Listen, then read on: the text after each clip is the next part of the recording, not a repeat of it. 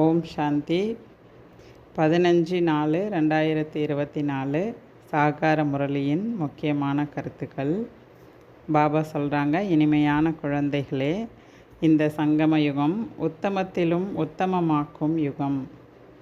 இங்குதான் நீங்கள் தூய்மையற்ற நிலையிலிருந்து தூய்மையாகி தூய்மையான உலகத்தை உருவாக்க வேண்டும். கேள்வி: கடைசி கால பயங்கர விநாச காட்சிகளை பார்ப்பதற்கான மன வலிமை எந்த ஆதாரத்தில் வரும்? பதில்: சரீர உணர்வை அழித்து கொண்டே செல்லுங்கள். இறுதியான காட்சி மிக கடுமையானது. பாபா குழந்தைகளை திடமாக்குவதற்காக அசரீரி ஆவதற்கான செய்தி கொடுக்கின்றார். எப்படி பாபா இந்த சரீரத்திலிருந்து விடுபட்டு உங்களுக்கு கற்பிக்கின்றாரோ அப்படி நீங்களும் சரீரத்திலிருந்து தன்னை தனியாக உணருங்கள். அசரீரி ஆவதற்கான பயிற்சி செய்யுங்கள். இப்பொழுது வீடு செல்ல வேண்டும் என்பதுதான் புத்தியில் இருக்க வேண்டும். பாபா முற்றிலும் இந்த உலகத்திலிருந்து இறக்க சொல்கிறார். முழுமையாக இந்த உலகத்தையே மறக்க சொல்கிறார். முழுமையாக அசரீரி ஆக சொல்கிறாரு. நம்ம எப்படி அசரீரியாக வந்தோமோ அதுபோல் இப்போ நம்ம வீடு திரும்பி செல்வதற்கான நேரம் வந்துருச்சு. இப்போ இந்த உடலிலிருந்து தனியாக உணரணும், அசரீரி ஆத்மான்னு உணரணும். அதற்கான பயிற்சி செய்யுங்க. இதுதான் உங்களுக்கு இறுதி நேரத்தில் உங்களுக்கு ஹெல்ப் பண்ணும். அந்த சரீர உணர்வு அற்ற நிலை, அந்த அசரீரி நிலையில் இருக்கிறது தான் கடைசி நேரத்துக்கு உங்களுக்கு மன வலிமையை கொடுக்கும் அப்படின்னு சொல்கிறாரு. ஓம் சாந்தி. இனிமையிலும் இனிமையான ஆன்மீக குழந்தைகள், நீங்கள் உடலுடன் இருக்கிறீர்கள். தந்தையும் இப்பொழுது உடலுடன் இருக்கின்றார். இந்த குதிரை வண்டியில், அதாவது பிரம்மாவின் சரீரத்தில் சவாரி செய்கிறார் மற்றும் குழந்தைகளுக்கு என்ன கற்பிக்கிறதுக்காக வந்திருக்காரு? என்ன கற்பிக்கிறார் அப்படின்னா, வாழ்ந்து கொண்டே இறப்பது எப்படி என்பதை பற்றி கற்பிக்கிறார். அதாவது இந்த முழு உலகத்தையும் புத்தியால் எப்படி மறக்கிறது, முற்றிலும் இந்த உலகத்தை மறந்து ஒரு தந்தையின் நினைவில் இருப்பது தான் வாழ்ந்து கொண்டே இருப்பது. இந்த முழு உலகத்தினுடைய எந்த ஒரு சிந்தனையும் ஆத்மாவுக்கு வரக்கூடாது. நான் ஆத்மா தனிப்பட்டவன், என்னுடைய தந்தை ஒரே ஒருவர். தந்தை மற்றும் வீடு, இதுதான் நினைவில் இருக்கணும். ஆகையினால அப்படி தான் வாழ்ந்து கொண்டு இருப்பதற்கான ஞானத்தை பாபா கொடுக்க வந்திருக்காரு. அதையும் கூட பாபாவை தவிர வேறு யாருமே கற்றுத்தர முடியாது. ஞானக்கடல் தூய்மையாக்குபவர் பாபா தான். பாபாவின் அறிமுகம் அனைத்து குழந்தைகளுக்கும் இப்போ கிடச்சிருக்கு. ஞானத்தினால்தான் நீங்கள் கீழான நிலையிலிருந்து மேலான நிலையை அடைகிறீர்கள். மேலும் தூய்மையான உலகத்தையும் இப்பொழுது உருவாக்க வேண்டும். இந்த தூய்மையற்ற உலகம் நாடக சட்டத்தின்படி விநாசமாக வேண்டும்.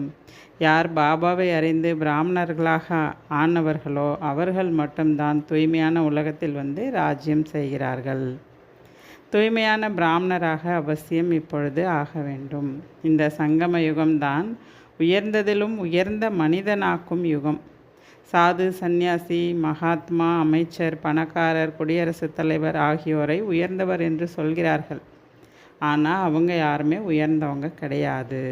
இது கலியுக கீழான பழைய தூய்மையற்ற உலகத்தில் இங்கே யாருமே ஒருவர் கூட தூய்மையானவங்க கிடையாது.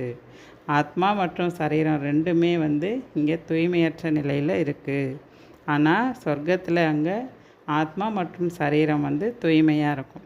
ஆகையினால அந்த மாதிரி ஒரு உயர்ந்த நிலையை அடையணும்னா அதற்கான நேரம் இந்த சங்கம யுகம்தான் அப்படின்றார். இப்பொழுது நீங்கள் சங்கம யுகத்தை சேர்ந்தவர்கள். மக்கள் தண்ணீரை போய் பதீத்த பாவனி அப்படின்னு நினச்சிட்ருக்காங்க. கங்கை மட்டுமில்லை, எந்த நதியாலுமே இப்போ தூய்மையாக்க முடியாது. மக்கள் தண்ணீரை கண்டுவிட்டாலே என்ன பண்ணிடுறாங்க, தண்ணீர் தான் பதீத்த பாவனி, நம்மளை தூய்மையாக்கும் அப்படின்னு நினச்சிட்ருக்காங்களாம். இது அவங்க புத்தியிலேயே பதிஞ்சிருச்சு அப்படின்றார். ஒருவேளை தண்ணீரில் குளிப்பதால் உயர்ந்த நிலை அடைந்து விட்டால் பிறகு இந்த சமயம் முழு உலகமுமே உயர்ந்த நிலையில் தானே இருக்கணும். தண்ணீரில் குளித்தா இன்றைக்கி எல்லாருமே தூய்மையாகி நல்லா தானே இருக்கணுன்றார். அனைவரும் தூய்மையான உலகத்தில் தானே இருந்திருக்க வேண்டும். ஏன் இப்போ எல்லாருமே கஷ்டப்படுறாங்க? ஏன் பதீத்த பாவனரே வாருங்கள்னு ஏன் அழைக்கணும் அப்படின்றார். இது ஒரு பழைய பழக்க வழக்கமாகவே ஆயிடுச்சு அப்படின்றார். இன்றைக்கி கடலில் கூட அனைத்து குப்பைகளும் ஒன்று சேருதுன்றார். பிறகு அது எப்படி உங்களை தூய்மையாக்கும்? தூய்மையாக வேண்டியது ஆத்மா தான். அதனால் ஆத்மாக்களை தூய்மையாக்கக்கூடியவரும் வரணும், ஆத்மா தூய்மையாகணும். அந்த ஆத்மாவை தூய்மையாக்கக்கூடியவர் தான் பரமாத்மா. இதை வந்து குழந்தைகள் நீங்கள் புரிஞ்சுக்கணும், மற்றவர்களுக்கும் புரிய வைக்கணும். தூய்மையாக இருப்பது சத்தியுகத்தில், தூய்மையற்ற நிலையில் இருப்பது கலியுகத்தில். ஆக இந்த நேரம் எல்லா ஆத்மாக்களுமே தூய்மையற்ற நிலையில் இருக்காங்க. இவங்க எல்லாரையும் தூய்மையாக்குவதற்காக தான் பரமாத்மா வர வேண்டியிருக்கு. இப்போ அவர் வந்த காலகட்டம் தான் இந்த சங்கமயுகம். இந்த நேரம் தான் ஆத்மாக்கள் அனைவரும் தூய்மையாகணும், வீட்டுக்கு போகணும், உத்தம நிலையை அடையணும் அப்படின்றார். இப்போது நீங்கள் சங்கம யுகத்தில் இருக்கின்றீர்கள். தூய்மையற்ற நிலையிலிருந்து தூய்மையாவதற்காக முயற்சி செய்து கொண்டிருக்கிறீர்கள். நாம் தான் சூத்திரர்களாக இருந்தோம், இப்போ பிராமணர் ஆயிருக்கிறோம். நாம் தான் பிரம்மா முக வம்சாவளி, அதுவும் நாம் வந்து சத்தியத்திலும் சத்தியமான முக வம்சாவளி பிராமணர்கள். அவங்கெல்லாம் வந்து குக வம்சாவளி, தாய் வழி வம்சாவளி அப்படின்றார். விகாரத்தில் ஜென்மம் எடுக்கக்கூடிய பிராமணர்கள் அவங்க. நம்ம எல்லாருமே முக வம்சாவளி அப்படின்றார். பிரஜைகளின் தந்தை என்றாலே அனைவருமே அவருக்கு பிரஜை ஆயிடுறோம். ஒரு பிரம்மாவுக்கு நம்ம எல்லாரும் பிரஜை ஆயிடுறோம். பிரஜைகளின் தந்தை யார் அப்படின்னா அவர் தான் பிரம்மா. அவர் தான் உயர்ந்ததிலும் உயர்ந்த முதுமையான தாத்தா அப்படின்றார். அவசியம் அவர் இருந்திருப்பார், பிறகு அவரும் மறுபிறவியில் வந்துடுறாரு. பிரம்மா மற்றும் சரஸ்வதி தாய் தந்தை ஆவார்கள். அவர்களே பிறகு மீண்டும் மகாராஜா மகாராணி, அதாவது லக்ஷ்மி நாராயணராக ஆகிறாங்க. இவர்கள் தான் விஷ்ணு அப்படின்னு கூட அழைக்கப்படுறாங்க. இவர்களே பிறகு மீண்டும் 84 பிறவி எடுக்கிறாங்க. கடைசி 84வது பிறவியில் அவங்க பிரம்மா சரஸ்வதி ஆகிறாங்க. இந்த ரகசியத்தெல்லாம் இப்போ பாபா வந்து புரிய வைக்கிறார். இப்பொழுது படைப்பவர் உயர்ந்ததிலும் உயர்ந்தவர் என்பதை குழந்தைகளாகிய நீங்கள் தெரிஞ்சுக்கிட்டீங்க. உங்களை தூய்மையாக்குவதற்காக தான் பாபா மேலிருந்து கீழே வர வேண்டியிருக்கு. நம்ம இந்த சிருஷ்டியின் ஆதி மத்திய இறுதியின் ஞானத்தை கொடுத்து மீண்டும் அந்த புதிய சிருஷ்டியின் சக்கரவர்த்தி ராஜா ராணி ஆக்கிறதுக்காக பாபா வந்திருக்கார். இந்த சக்கரத்தின் ரகசியத்தை உலகத்தில் உங்களை தவிர வேறு யாருமே தெரிஞ்சிருக்கல. பாபா இப்போ சொல்கிறாரு, குழந்தைகளே தன்னை ஆத்மான்னு உணருங்க. ஆத்மா என்று புரிந்து கொண்டு தந்தையை நினைவு செய்யுங்கள். ஏன்னா அவர் தான் சர்வ சக்திவான், அவர் தான் தூய்மையாக்கக்கூடியவர். அவர்கிட்ட இருந்து தான் ஆத்மாவுக்கு தேவையான சக்தி கிடைக்கும். அவரை நினைவு செஞ்சால் தான் ஆத்மா தூய்மையாகும் அப்படின்றார். இறுதி காலத்தில் யாரை நினைக்கிறோமோ அதற்கேற்றாற் போல தான் அடுத்த பிறவியே இருக்குது. ஆகையினால நம்முடைய நினைவு தந்தையினுடைய தான் இருக்கணும் அப்படின்றார். இப்பொழுது இந்த சமயத்தில் நீங்கள் பிறவி எடுத்திருக்கிறீர்கள். அதாவது அந்த பக்தி மார்க்கத்தெல்லாம் சொல்லப்பட்டிருக்கு, நிறைய 84 லட்சம் பிறவி, அதில் வந்து மிருகமாலாம் பிறவி எடுப்பாங்க அப்படிலாம் சொல்லப்பட்டிருக்கின்றார். அது எல்லாமே பொய் அப்படின்றார். இப்பொழுது எல்லைக்கு அப்பாற்பட்ட தந்தை வந்து கிடச்சிட்டாரு. நான் வந்து தான் அனைத்து ஆத்மாக்களையும் தூய்மையாக்குறேன், அனைத்து ஆத்மாக்களுக்கும் தந்தை நான் தான் அப்படின்றார். இந்த நேரம் எல்லாருமே காமம் என்ற நெருப்பில் விழுந்து கருப்பாயிட்டாங்க. அவங்கள இப்போ ஞான சிதையில் அமர வச்சு தூய்மையாக்கணும் அப்படின்றார். இங்கே யார் வந்து உறுதிமொழி எடுத்துக்கிறாங்களோ அவங்க விகாரத்தில் செல்ல முடியாது அப்படின்றார். குழந்தைங்க இங்கே வந்து உறுதிமொழி தூய்மையாக இருப்போன்னு உறுதிமொழி செய்கிறீங்க அப்படின்றார். பாபா கூட அந்த ராக்கியெல்லாம் அணிவிக்கலை. இது ஸ்தூலமான கயிறு கட்டிக்கக்கூடிய விஷயம் கிடையாது. ராக்கி என்பது உறுதிமொழி மனதுக்குள்ளே திடத்தன்மை, உறுதிமொழி தூய்மையாக இருப்பேன்ற உறுதிமொழி எடுத்துக்கக்கூடிய விஷயம் இது. இதை தான் பக்தி மார்க்கத்தில் வந்து கையில் கயிறு கட்டிக்கக்கூடிய ஒரு விஷயமாக வழிபட்டுட்டு வராங்க, கொண்டாடிட்டு வராங்கன்றார். இதெல்லாம் பக்தி மார்க்கத்தினுடைய பழக்கம். உண்மையில் இது இந்த சங்கம யுகத்தினுடைய விஷயம். இங்கே வந்து தூய்மைக்கான உறுதிமொழி எடுத்ததுக்கான விஷயந்தான் இந்த ராக்கி அப்படின்றார். தூய்மை ஆகாமல் தூய்மையான உலகத்தில் எஜமானராக எப்படி ஆக முடியும்? இதை குழந்தைங்க நீங்கள் புரிஞ்சிருக்கிறீங்க. ஆனாலும் குழந்தைகளை திடப்படுத்துவதற்காக தான் உறுதிமொழி எடுத்துக்க வைக்கப்படுது அப்படின்னு சொல்கிறார் பாபா. நீங்கள் வந்திருக்கும் சமயத்தில் உங்களிடமிருந்து ஆஸ்தி கட்டாயம் நாங்கள் எடுப்போம் அப்படின்னு குழந்தைங்க சொல்கிறாங்களாம். எப்படி பாபா பரந்தாமத்திலிருந்து இறங்குகின்றாரோ அதே போல் ஆத்மாக்களும் மேலிருந்து இறங்குறீங்க.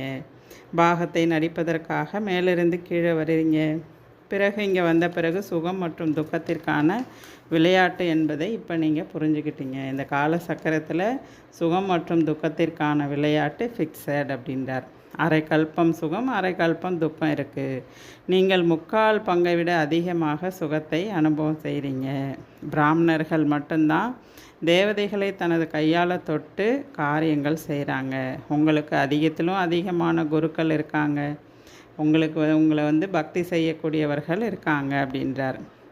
இந்த பிரம்மாவும் கூட விதவிதமான ஹடயோகம்லாம் செஞ்சுருக்காரு. காது மூக்கை பிடிச்சு அனைத்தையும் கண்ட்ரோல் பண்ணுவதற்கான அந்த யோகாலாம் அவர் செஞ்சுருக்காரு அப்படின்றார். கடைசியாக அவருக்கு ஞானம் கிடைச்ச பிறகு அவர் எல்லாத்தையுமே விட்டுட்டார். பல குருக்களை ஃபாலோ பண்ணவர், பக்தியும் உயர்ந்து செய்தவர் தான். எல்லாம் செஞ்சு முடிச்சுட்டு சத்திய ஞானம் கிடைச்ச பிறகு எல்லாத்தையுமே விட்டுட்டார். யார் தனது பிறவிகளை பற்றியே அறியவில்லையோ அவருடைய உடலில் தான் நான் வரேன் அப்படின்றார். அவர் தான் நம்பர் 1 அழகாக இருந்தார். இப்போ அவரும் அழுக்காயிட்டார், கருப்பாயிட்டார். ஆத்மா விதவிதமான சரீரத்தை எடுத்து எடுத்து நடிக்குது. யாரிடத்தில் நான் பிரவேசம் செய்கிறேனோ அவர் மூலம் நான் என்ன கற்றுத்தரேன் இப்பொழுது அப்படின்னா, வாழ்ந்து கொண்டே இருப்பதற்கான ஞானத்தை கொடுக்குறேன் அப்படின்றார். இந்த உலகத்திலிருந்து முற்றிலும் நீங்கள் இறக்க வேண்டும். ஏன்னா இப்போ வீடு திரும்பணும், இப்போ நாம் தூய்மையாகணும் அப்படின்றார். எனது பாகமே உங்களை தூய்மையாக்கிறது தான். அதனால தான் பதீத பாவனரே அப்படின்னு கூட அழைக்கிறாங்கன்றார். இப்பொழுது வெளி உலகத்தில் எல்லாருமே முக்திக்கு போவதற்காக முயற்சி செஞ்சிட்ருக்காங்க. குழந்தைகள், நீங்கள் சுகதாமம் செல்வதற்காக முயற்சி செஞ்சிட்ருக்கீங்க. இது உலக விவகாரங்களில் ஈடுபட்டுள்ளவர்களுக்கானது, அதாவது இல்லற மார்க்கத்திற்கானது அப்படின்றார். இல்லற மார்க்கத்தை சேர்ந்த நாம் தான் தூய்மையாக இருந்தோம், பிறகு தூய்மை இழந்துட்டோம். இல்லற மார்க்கத்தை சேர்ந்தவர்களின் வேலை அந்த ஹடயோகிகள், அதாவது நிர்விருத்தி சந்நியாச மார்க்கத்தை சேர்ந்தவர்களும் அவங்க செய்ய முடியாது அப்படின்றார். யஞ்ஞம், தவம், தானம் முதலியவை இல்லற மார்க்கத்தை சேர்ந்தவங்களும் செய்கிறாங்க. இப்பொழுது நாம் அனைத்தையும் தெரிஞ்சுக்கிட்டோம். சிவபாபா நம்மளை வீட்டில் அமர்ந்தவாறே நமக்கு எல்லாமே கற்றுக் கொடுத்துட்ருக்கார். எல்லைக்கு அப்பாற்பட்ட தந்தை சுகத்தை கொடுக்கக்கூடியவர். அவரிடம் நீங்கள் பல ஆண்டுகளுக்கு பிறகு இப்போ சந்திக்கும் பொழுது உண்மையான அன்பு அவர் மேலே ஏற்பட்டுடுச்சுன்னா அந்த அன்பு கண்ணீரே வரும். ஆஹா அப்படின்ற ஒரு மெய் சிலிர்த்து போகக்கூடிய அளவுக்கு அவரை நீங்கள் ஏற்றுப்பீங்கன்றார். பாபாவும் கூட குழந்தைகளின் சேவையில் வந்துவிட்டார் என்றதும் உங்களுடைய அந்த மெய் சிலிர்த்து போன மயிர்கூச்செறிய வேண்டும் அப்படின்றார். பாபா நம்மளை இந்த அளவுக்கு மலர ஆக்குறாரு, நம்மளை அழைச்சிட்டு போக வந்திருக்காரு அப்படின்னும் போது அந்த ஆனந்த கண்ணீரில் மெய் சிலிர்த்து போகணும் அப்படின்றார். அடுத்து பாபா சொல்கிறாரு, உங்களுக்கு குலவியின் கதை கூட தெரியும், குலவியின் உதாரணம் கொடுத்துருக்கேன் அப்படின்றார். பிரம்மா குமார், பிரம்மா குமாரிகள் நீங்கள் தான் என்ன பண்ணணும், மற்றவங்களுக்கு ஞானம் கொடுக்கணும். குலவி எப்படி புழுவை எடுத்துகிட்டு கொத்தி கொத்தி அதை குலவியாக மாற்றுதோ அதே போல் நீங்களும் கூட மற்றவர்களுக்கு ஞானம் கொடுக்கணும் அப்படின்றார். இப்பொழுது வாழ்ந்து கொண்டே இறக்க வேண்டும் என்று பாபா புரிய வைக்கிறாரு. குழந்தைகளே, தன்னை ஆத்மா என்று புரிஞ்சுக்குங்க. இப்போ நம்ம வீடு திரும்பணும், ஆத்மானு உணர்ந்து தந்தையை நினைவு செய்யணும், இந்த தேகத்தை மறந்துடுங்க. இதுதான் பாபா இன்னைக்கு கொடுக்குறார். சாந்தி தாமம் மற்றும் சுகதாமத்தை நினைவு செய்யுங்க அப்படின்றார். குழந்தைகள் நிறைய பேர் இன்னும் நினைவில் இருக்கிறதே கிடையாது. நிறைய குழந்தைகள் இன்னமும் பலவீனமாக இருக்காங்கங்கிறதையும் பாபா பார்க்குறார். அதனால தான் அவங்கள்ட்ட சேவை கூட அதிகரிக்கிறதில்ல. அடிக்கடி நினைவும் கூட மறந்துடுது, புத்தி இணைவதில்லை என்று கூட லெட்ரு பாபாட்ட எழுதுகிறாங்களாம். பாபா அப்பப்போ மறந்துடுறேன் உங்களை அப்படின்னு சொல்லிட்டு. பாபா யோகா என்ற சப்தத்தையே விட்டுடுங்கன்னு இருக்கார். எனக்கு யோகா வரல, மறந்துடுறேன் அப்படிலாம் சொல்கிறாங்களாம். பாபா சொல்கிறாரு, உலக ராஜ்யத்தை தரும் பாபாவையே மறந்துடுறீங்களே அப்படின்றார். இதற்கு முன்னதாக பக்தியில் புத்தி அலைப்பாயும் போதே அவங்களாம் என்ன பண்ணுவாங்க, புத்தி அலைப்பாயக்கூடாதுன்றதுக்காக தன்னைத்தானே வருத்திப்பாங்க, கிள்ளிப்பாங்க, இப்படியெல்லாம் செய்வாங்க. நீங்கள் அழிவற்ற ஆத்மா என்று பாபா புரிய வைக்கிறாரு.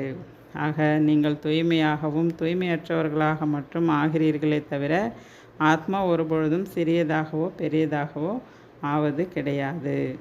நல்லது. தாரணைக்கான முக்கிய சாரம்.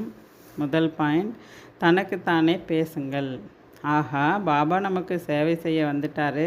அவர் நமக்கு வீட்டிலிருந்து கொண்டே கற்பித்து கொண்டிருக்கிறார். எல்லைக்கு அப்பாற்பட்ட பாபா, எல்லைக்கு அப்பாற்பட்ட சுகம் கொடுக்கக்கூடியவர். அவரை நாம் இப்பொழுது சந்தித்திருக்கிறோம். அன்பாக பாபான்னு சொல்லுங்கள். ஆனந்த கண்ணீரே வரக்கூடிய அளவுக்கு அவர் மேலே அன்பு காட்டுங்க. அந்த புலங்காகிதம் அடைந்து மயிர்கூச்சரியும். உங்களுக்கு அந்த மெய் சிலிர்த்து போகணும், அந்த புல்லரிச்சு போகிறதுன்னு சொல்லுவார் பாபா. அந்த மாதிரி அன்பில் ஆனந்த கண்ணீரில் எல்லாம் உங்களுக்கு அது போல் மறந்துடணுன்றார். அந்த அளவுக்கு அவர் மேலே அன்பு வரணும். அப்பேற்பட்ட தந்தையே நமக்கு கிடச்சிட்டாரு, இப்போ எனக்காகவே வந்திருக்காரு அப்படின்னு அவரை புரிஞ்சுக்கிட்டு உண்மையான அன்போடு நினைவு செய்யுங்கன்றார்.